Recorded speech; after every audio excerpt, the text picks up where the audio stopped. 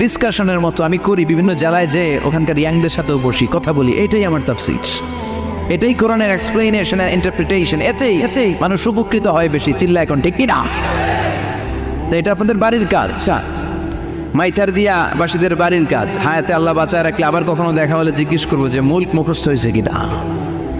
কে কে মুখস্থ করবেন না হাত তোলেন, সবাই করবেন। এবার কে কে মুখস্থ করবেন হাত তুলে আমার না আল্লাহর দেখা। আল্লাহ তুমি কবুল করো। আরো জোরে পড়েন আমিন।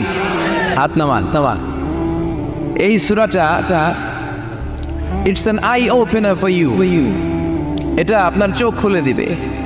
এই সূরাটা আপনার চোখকে খুলে দিবে, আপনার ঘুমন্ত বিবেককে জাগিয়ে তুলবে। স্রষ্টার ব্যাপারে আপনার যদি কোনো সাসপিশন থাকে, সন্দেহ থাকে, এই সন্দেহের পাহাড়কে ভেঙে এই সূরা চুরমার করে দিবে। চিল্লায় বলেন সুবহানাল্লাহ। আল্লাহ ডেকে বলে গোলাম, কিছু নাস্তিক আছে